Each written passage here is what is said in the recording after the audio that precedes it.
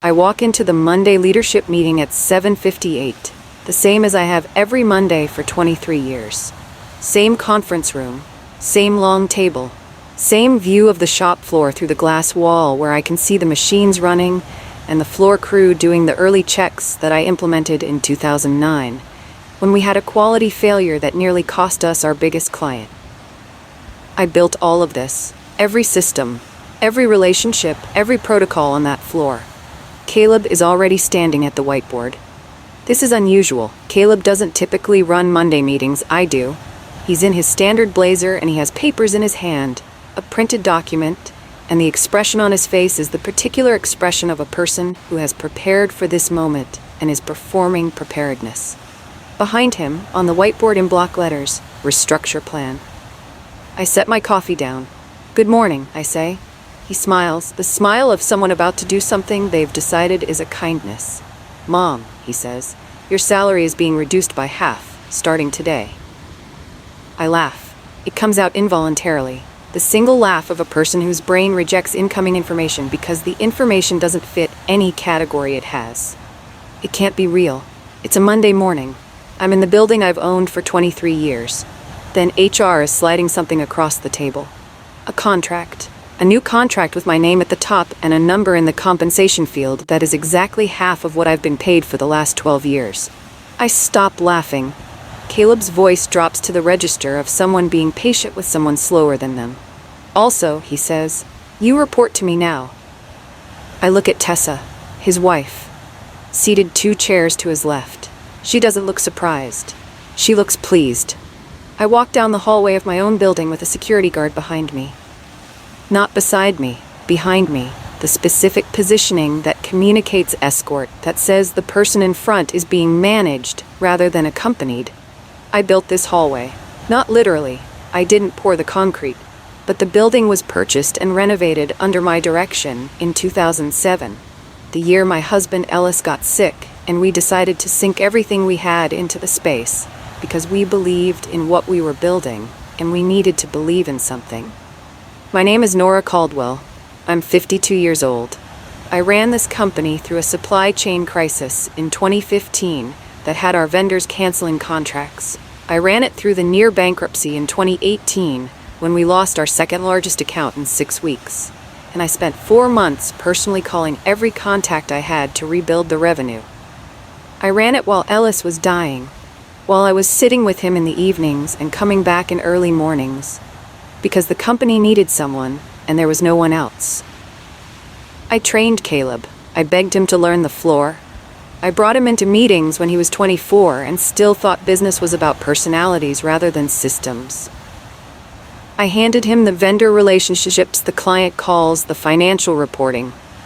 Now he's standing at my whiteboard calling me a line item to be reduced. I get to my office door. I reach for the keypad. I enter my code. The code I set in 2011. The keypad flashes red. My keycard doesn't work either. IT arrives while I'm still standing in the hallway. 2 people. Young. They have the specific discomfort of employees who have been given instructions they find uncomfortable and are executing them anyway because they need their jobs. By executive request, one of them says without meeting my eyes, "We need to collect your equipment."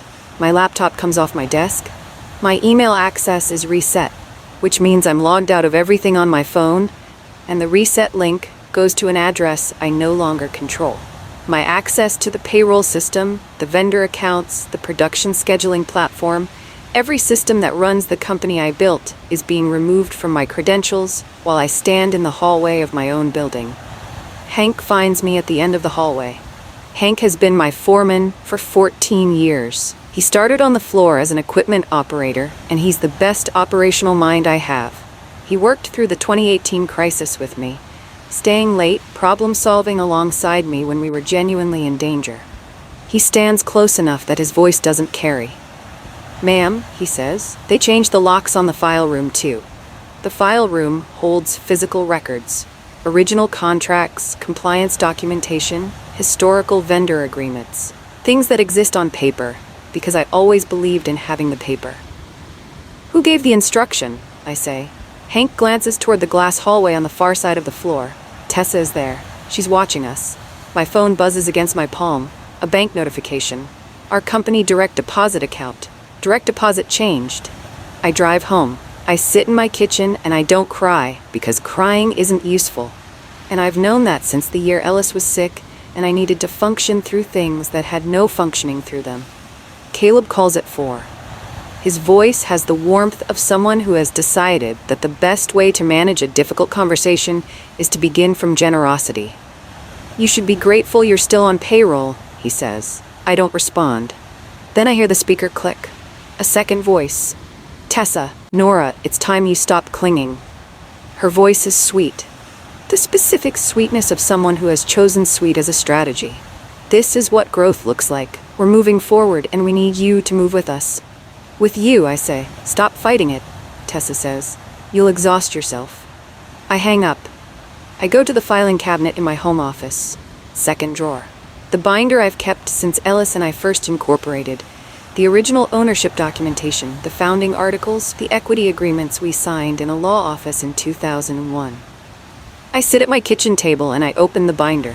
I read the original signature pages. I look at my name, the way I sign my name, the specific quality of my signature that I know the way you know your own handwriting. Something is wrong. The signature on the most recent amendment page, dated 8 months ago, looks like my name. It has the shape of my name, but the way the letters connect is not the way I connect them. I take the binder to the company safe the next morning. I have to enter the building through a side door that still accepts my personal key. An old physical key, not a key card, from before we updated the security system, which I kept out of habit and no one thought to ask for. The safe is in a storage room off the main office. I enter the combination I set in 2014. The dial turns and the door does not open. The combination has been changed. I'm standing in front of my own safe that I cannot open in a building I own while the company I built runs around me under different hands. Renee appears. Renee is our CFO. She's been with me for 9 years. She's precise and careful, and she has a quality I've always valued. She tells me things she thinks I need to know, even when telling me is uncomfortable. She pulls me into the storage room and closes the door, and her expression is the expression of a person carrying something heavy who has finally found someone to set it down with. Something got filed last month, she says. A control transfer document. It shows up in the state corporate registry. I didn't sign any transfer document, I say. She looks at the safe, then at me. I know, she says. The word I know does a specific amount of work. It means I suspected. I looked. I found something. I know. Renee, I say. Your signature is on it, she says. Audra arrives the next morning. I see her from across the floor, and my first thought is that I've made a mistake. That I'm seeing someone who resembles her. Because Audra is Tessa's mother. And whatever is happening inside this company, whatever Caleb has been persuaded or pressured or maneuvered into, surely his wife's mother doesn't have standing to walk into the operations floor and give instructions to managers. But she does. She's doing it. She's walking the floor like someone who has been here before and knows the layout, speaking to supervisors, pointing at things, holding a folder. She reaches me. She doesn't stop walking exactly.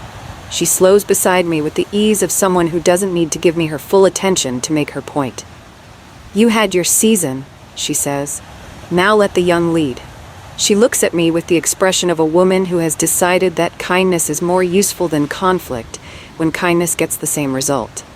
Don't make this ugly, she says. People talk. She walks on. I watch her go.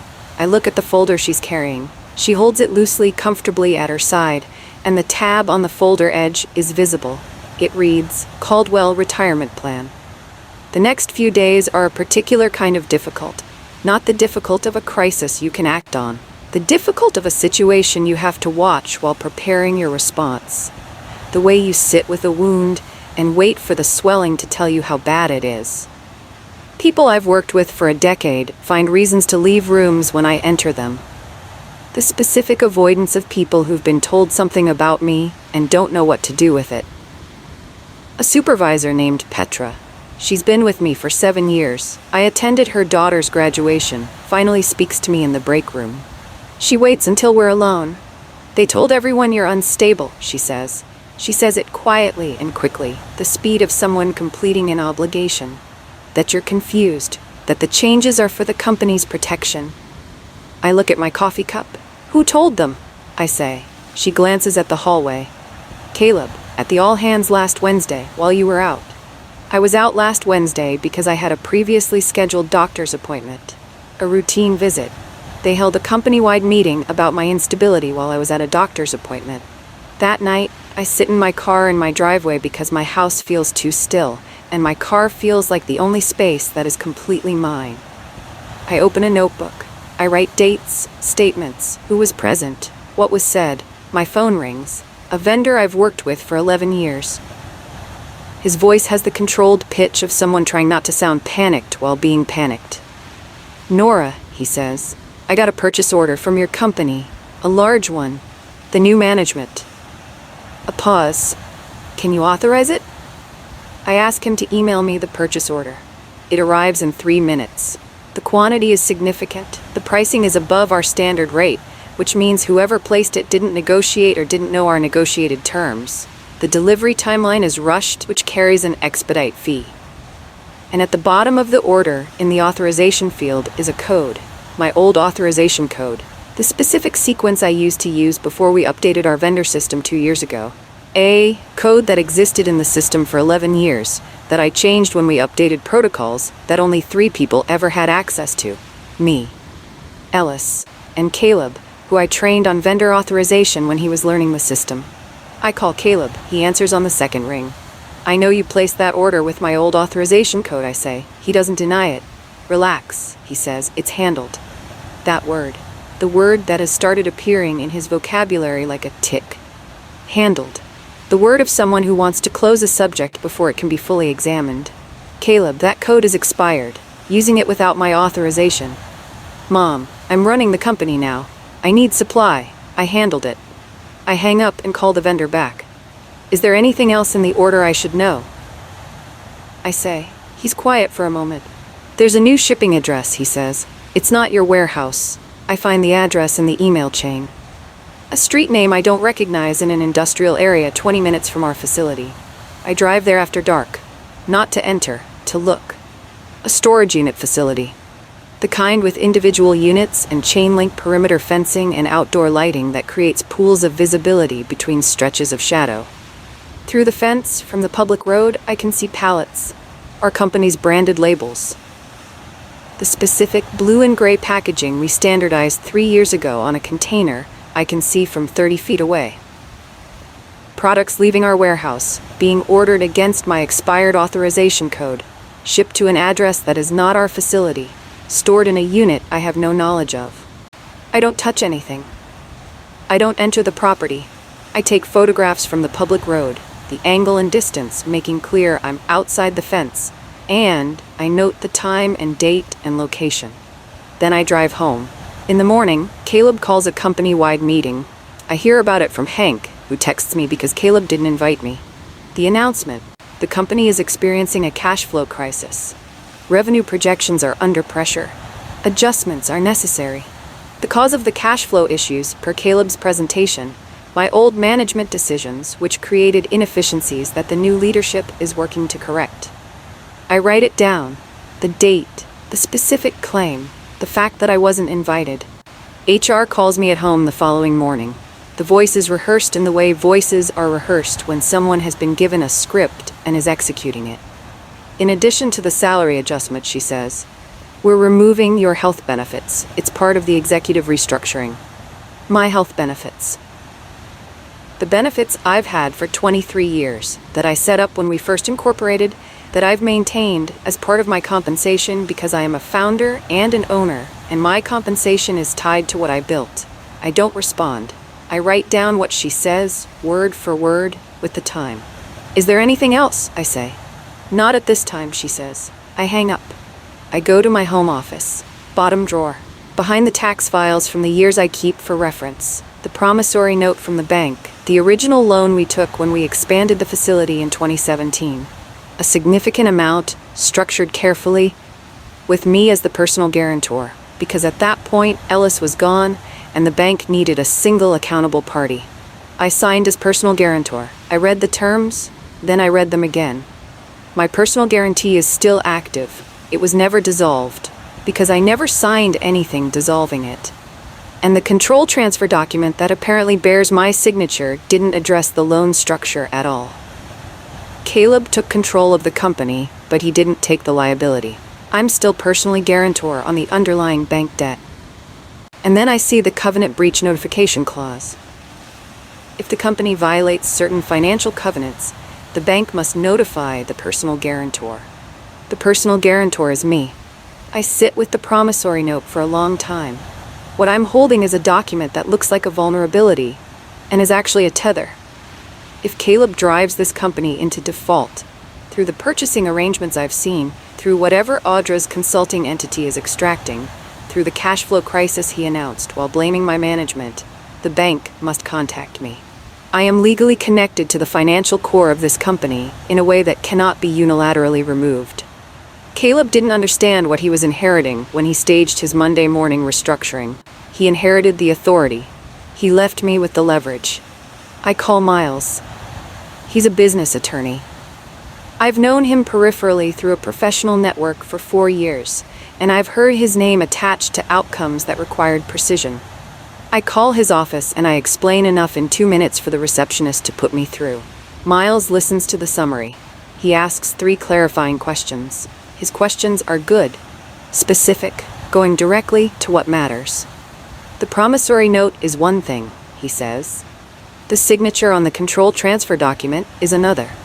If your signature was used without your consent, forged, copied, whatever mechanism they used, that changes everything about the validity of the transfer. I didn't sign it, I say. Do you have the original documents your signature is being compared to? The founding binder, I say. Years of original signed documents. Good, he says. Don't let those out of your possession. He pauses. Nora, if that signature was used without your consent, you may still be the owner of record. Miles gives me 3 rules. Don't threaten. Don't sabotage anything. Document like your life depends on it. He explains the first 2 in terms of legal positioning. Anything that looks like retaliation or interference will be used to paint me as unstable, to confirm the narrative Caleb is building, to give a judge a reason to look at me instead of them. The 3rd rule is what I've already been doing. I hand him my notebook, and he reads through it with the expression of someone who wasn't expecting this level of organization and is recalibrating. He requests corporate records formally, the appropriate legal channel, a written request for access to company documents filed by an owner of record, and I am still on record as an owner because the control transfer document, whatever it says, hasn't been legally confirmed yet. He files the request clean. No drama, just a formal document requesting access. Caleb's response comes by close of business. No. Caleb's attorney sends a letter stating that the corporate records request is premature, pending resolution of the ownership structure questions. Miles reads the letter that evening. Good, he says. That refusal is evidence of intent to conceal. Every time they refuse a legitimate legal request, they hand us something. He files a motion to compel production. My phone buzzes. A text from Renee. Not a call, a text, which means she's being careful about what can be traced. They're hiding something in payroll, it says. Meet me. Renee and I meet at a coffee shop 4 miles from the office. She comes in with a bag over her shoulder and the expression of a person who has made a decision about how far they're willing to go and is committed to it. She pulls out a printed summary. Folded in half so the contents aren't visible until she opens it. I look at the document, a line item in the payroll system.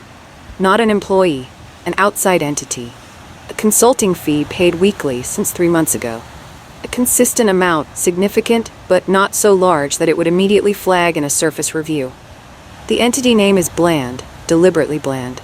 The kind of name that sounds like it belongs in a payroll register without suggesting anything specific. Who owns the entity, I say. Renee swallows. Then, Audra. Audra's consulting entity is being paid weekly from the company's operating funds. The payment started 3 months ago, before Caleb's Monday morning restructuring meeting.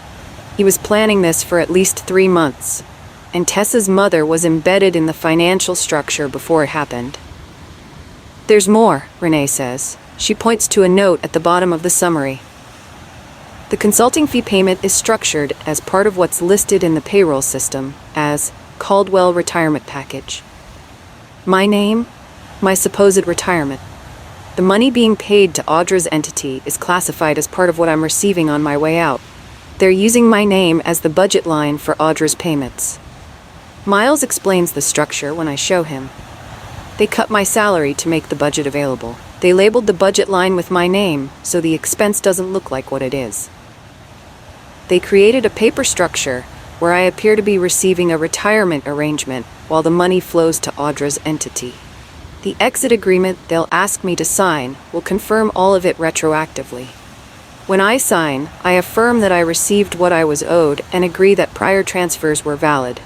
Which is why they need you to sign, Miles says. The whole structure depends on your signature. Without it, the transfer document is challenged, the payroll classification is exposed, and the consulting arrangement has no legitimate basis. The courier arrives at my house 2 days after this conversation. The envelope has the name of a law firm I don't recognize. Inside, a settlement and exit agreement. My phone rings before I've finished reading the first page.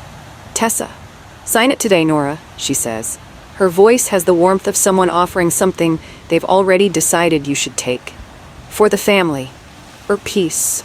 I read the last page of the agreement. There it is. The line Miles warned me about. Nora Caldwell affirms the validity of all prior transfers and agrees that all prior corporate actions taken by the company's management constitute authorized actions. One sentence. I sign it, and everything they did becomes retroactively legitimate. I set the agreement on my kitchen table. I call Miles. I didn't sign it, I say. Good, he says. Don't. Caleb calls me on Saturday to say he'd like me to come to dinner. His voice is tender, the voice of a son reaching for his mother. It's the voice I heard for years and still recognize even now, even knowing what I know. I go. I arrive at Caleb and Tessa's house at 6, and I walk into a room that has been arranged. Extended family, cousins, an uncle, neighbors who have been friendly with Caleb for years. People positioned as witnesses to a specific performance. Audra is at the center of the living room. Not Caleb, not Tessa. Audra. Seated in the chair that holds the room, the one that faces the most seating, the one that says the person in it is running the gathering. At dinner, Caleb speaks loudly enough to be heard by the full table. Mom's been forgetful lately, he says. He says it warmly, with the concern of a devoted son. And the people around the table, people who only have the information Caleb has given them, look at me with prepared concern.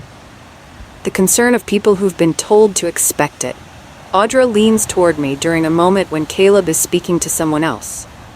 If you fight, she says, very quietly, you'll lose your son.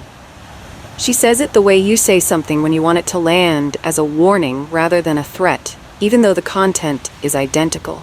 I look at her. I pick up my water glass. I drink.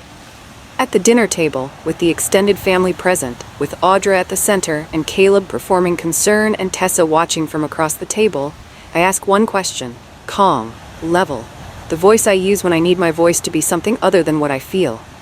Caleb, I say, why did your transfer document use my name? The table goes quiet, not the dramatic quiet of a scene, the quiet of a room where the air has changed and everyone can feel it.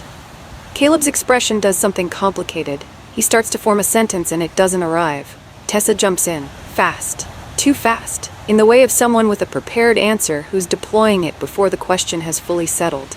Because you'd overthink it, she says.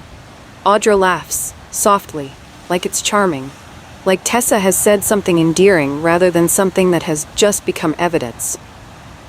I look at my plate. I finish dinner. I drive home and I call Miles. At the table, I say, Tessa said they used my name on the transfer document because I'd overthink it. Miles is quiet for a moment. In front of witnesses, he says, 8 people. Nora, he says, and in his voice is the specific satisfaction of someone building a case who has just received something they needed. That sentence is admissions gold. She confirmed they made the decision for you without your consent. Then my phone buzzes. Hank. Ma'am, the text says, they're moving machines out, tonight. I drive past the facility at 5 in the morning, public roads, legal. I don't stop, and I don't exit my vehicle, and I don't enter the property. A truck is in the loading area, not our delivery truck, A different one. A rental. Equipment is being loaded. I take photographs from my car window. The truck, the loading dock, the equipment visible in the open back. The company insignia on the machinery. Then I drive to Miles's office and I'm there when he arrives. He looks at the photographs. He looks at my notes from the previous 12 hours. He picks up his phone. He files an emergency motion. A formal request for an immediate accounting of company assets and a temporary freeze on any non-routine asset transfers pending the production of the corporate records that were already requested and already refused. The motion cites the refused records request. The payroll anomalies Renee documented. The photographs of equipment being loaded onto a non-company vehicle at 5 in the morning. It cites the control transfer document with the question's signature. It asks the court to require production of documents and to halt asset movement until all the ownership question is clarified. The court schedules a hearing. 48 hours later, Caleb sends a message to company staff that afternoon. I hear about it from Hank. Ignore distractions, it says. Management has this under control. The hearing room is smaller than I expected. Miles told me not to expect a courtroom. He told me to expect a hearing room and a judge who has read the filings and has specific questions. Caleb arrives with his attorney and the expression of someone who has decided that confidence is the appropriate presentation for this setting. He's in his best jacket. He looks like a person who expects to win. Tessa sits behind him in the gallery. Then Audra, beside Tessa, with the bearing of a person watching a performance she directed. Miles presents what he has. The lockout timeline. My keycard disabled and my access removed within hours of the Monday meeting. The refused records request. The payroll entry showing Audra's consulting entity. The photographs of equipment being moved before dawn. The control transfer document bearing a signature were challenging. The promissory note establishing my continuing status as personal guarantor. He presents it cleanly. No drama. Just documents, dates, sequences. The judge listens. She has the quality of a judge who does this seriously, reading while Miles speaks, noting things. She looks at me. Miss Caldwell, she says, did you sign away control of this company? I look at her directly. No, Your Honor, I say. I did not. Then Caleb speaks. He doesn't consult his attorney. He leans slightly forward and he says, in the voice of someone who has been managing this situation for months and is accustomed to being the person who resolves things by asserting them. We signed for her. She gets emotional. The judge's head lifts. Not quickly, deliberately. The lift of someone who has heard something in a room where things said have weight. She looks at Caleb for a long moment. Let me make sure I understand you, she says. Did you just say you signed for her? Caleb's attorney moves. He's been still up until this moment with the professional stillness of someone monitoring a situation, and now he moves. He puts his hand on Caleb's arm. He says something quickly and quietly. It's too late. The words are in the room, in a court proceeding. Under circumstances where everything said is part of the official record. Caleb tries to clarify. He uses the word process and the word efficiency, and the phrase in her best interest. His attorney joins the clarification attempt. The judge lets them finish. Then she says, I'm going to need full corporate document production by the end of the week. Every document associated with the control transfer filing, the payroll records for the last 6 months, the entity registration information for any outside entity receiving payment from company funds. She looks at Caleb's attorney. Refusal to produce these documents will be treated as contempt, she says. Is that understood? Yes, Your Honor, his attorney says. The judge closes her folder. We'll reconvene to review the produced documents. Miles doesn't smile in the room. Outside the room in the hallway, he allows himself one small expression of quiet satisfaction. He said it out loud, he says. The produced documents arrive at Miles's office on a Thursday. He calls me in to review them. The full structure becomes visible when you have the complete document set, rather than the pieces Renee was able to access. Audra's entity is not just receiving a consulting fee. The entity is structured to receive a percentage of gross revenue. Not a flat fee, a percentage tied to production, increasing as the company performs. The agreement that created this arrangement was signed 3 months ago, before the Monday morning meeting, before the restructuring plan on the whiteboard. The trigger condition in the agreement is specific. The percentage payment activates only when I am removed from payroll authority, not when I retire, not when I transition, when I am removed from payroll authority. Caleb didn't cut my salary because of a business restructuring. He cut my salary and removed my payroll authority because Audra's payment arrangement required it. Tessa's mother's income was contingent on my removal. I sit with this for a moment. My daughter-in-law's mother, at my dinner table for 6 years, at Caleb's wedding, at the company holiday parties, present for the years I was alone after Ellis died, offering the kind of warmth that I now understand was always observation rather than affection. Miles sets a second document in front of me. There's also a loan application, he says. The loan application was submitted to a bank, a new line of credit. Operating capital, according to the stated purpose. A significant amount, enough to fund substantial operations or, depending on what the operations are, to substantially increase exposure. My name appears in the guarantor field. Continuing guarantor, Miles says. They use the same logic as the promissory note. Your existing guarantee status was referenced to support the new application. I didn't sign this, I say. No, he says. You didn't, which is the problem for them. He looks at the application. They submitted this to a bank's commercial lending department.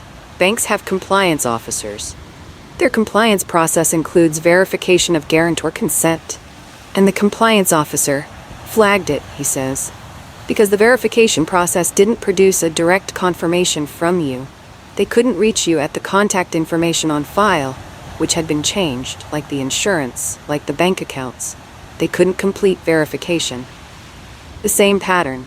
Change the contact information, submit documents, count on the institution not noticing. The bank's compliance officer is now involved, Miles says. They've suspended the application pending guarantor verification. He looks at me. They've requested a meeting to confirm who has authority over the existing guarantee position. He pauses. They invited you, he says, not Caleb. The bank meeting is at 9 a.m. in a room with no windows and very good lighting. I bring what Miles told me to bring.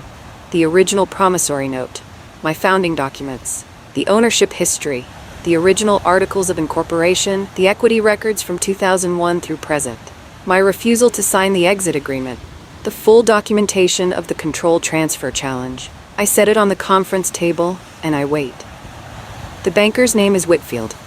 He's been in commercial lending for a long time, and he has the specific quality of someone who has seen people misrepresent situations before and has developed an accurate instinct for it. Caleb arrives 10 minutes late. He comes in with the energy of someone who has been moving fast and is confident the motion will carry him through. He shakes hands. He smiles the smile from the whiteboard morning. Whitfield opens the meeting. He talks about the loan application, the verification process, the questions that arose during the compliance review. Then he places a document on the table and slides it toward me. Is this your signature, Nora? He says. It's the guarantor consent form attached to the new loan application. I look at it. I look at the signature. No, I say. Caleb's smile changes. Not dramatically, but something behind it changes. The structural confidence that's been holding the expression in place. And without it, the smile is just a shape his face is making. We'll need to pause this application, Whitfield says, pending further review. Miles requests a forensic signature review. It's ordered through the legal process, a court-appointed document examiner, formal chain of custody, the clinical approach that produces results courts can use. The examiner compares the signatures on the tested documents to 20 years of authenticated originals from my founding binder. Letters I signed, agreements I signed, every original document I've kept because I'm the person who keeps things. The review takes 11 days. While it runs, the company continues without me. And it shows. I find out from Hank, who texts me in the evenings with careful neutrality. The production schedule is behind because no one has the vendor cycle knowledge to anticipate lead times correctly. The maintenance logs, which I kept in a physical binder in the file room, are inaccessible because the new management changed the locks and doesn't know the organization system. A quality issue appears in the second week. A product lot that should have been caught by the compliance protocol I built. It wasn't caught because no one running the floor right now knows the protocol well enough to implement it. I don't tell anyone about the quality issue. I don't call vendors to smooth it over. I don't quietly fix the schedule problems. I simply don't save them. Silently. The way I've been saving everyone silently for 23 years. Hank texts me on Thursday. They don't know where the maintenance logs are. Then Tessa's number appears on my phone. Her voice is shaking. "Nora," she says, "we need to talk." Tessa shows up at my door on a Saturday morning. Alone. No Caleb, no Audra, none of the family audience she uses for her best performances. She tries soft tears first. They arrive quickly and with the quality of tears that have been available on demand for a long time. She talks about how much she cares about the family, how this was never meant to go this far, how Caleb is struggling. I look at her. I say nothing. She tries anger next.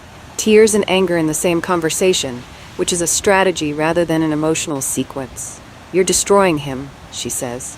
"Do you even care what this is doing to your son?" "What it's doing to him," I say, "is the result of what he chose to do." She looks at me with the expression of someone who expected a different response and is recalibrating. I open the door wider. "Tessa," I say, "you told a dinner table full of witnesses that you signed my name on a corporate document because I'd overthink it.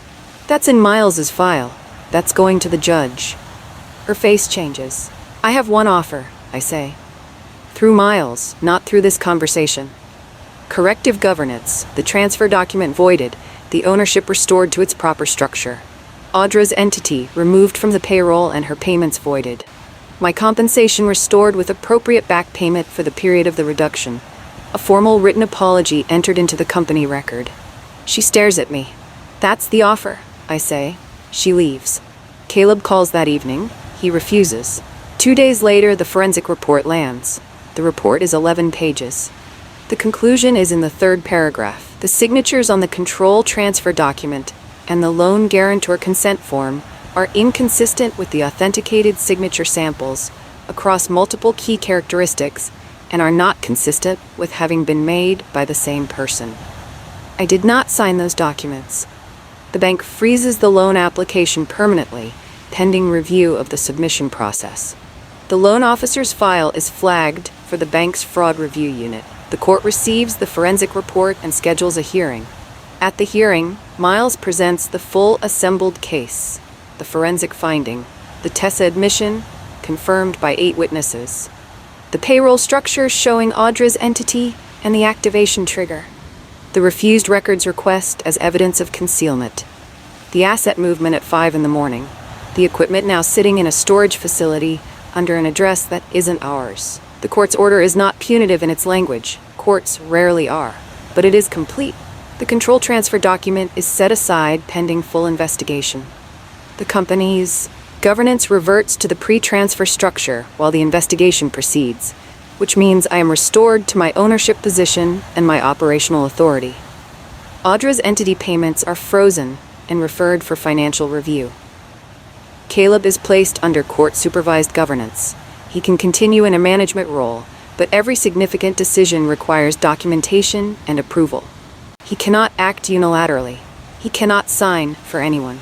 He cannot tell anyone it's handled. I walk back into the building on a Tuesday morning. Hank is in the hallway. He has the expression of a man who has been holding things in place through an impossible period and is relieved to set it down.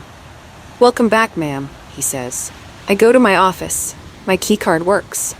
The combination on the safe works. I had a locksmith restore the original during the court-ordered restoration process. I sit at my desk. Caleb finds me there that afternoon. He comes in without knocking, which has always been his way. He looks different from the man who stood at the whiteboard with the printed restructuring plan. His eyes are red. His voice has lost the confident register of someone who has decided they've won. He says, "Mom, please." I look at him. My son. The person I brought into this company, trained, believed in, handed relationships to, stayed up late worrying about. "You wanted to be in charge," I say. "So now you'll learn what accountability costs." I pick up my pen. "You have a production schedule that's 6 days behind," I say. "The vendor cycle report is on the server under operations, folder marked Q2. The maintenance logs are in the file room, third cabinet, tabbed by equipment ID. I look at the production calendar on my screen. I'll be in the floor meeting at 8 tomorrow, I say. Come prepared. He stands there for a moment, then he nods. He leaves. I sit in the office I built for 23 years, and I write a list of what needs to be corrected. Systems restored. Vendor relationships repaired. Staff who need to know that what they were told about me was false. Everything in writing, everything documented, everything organized. Because the company needs what I know. And what I know has always been here, in the binders and the logs and the records that no one else knew where to find. That's not a coincidence. That's how I built it. If you've ever been told to shrink so someone else could shine, subscribe. Because sometimes the only way to get your life back is to take your seat back. And you were never supposed to leave it.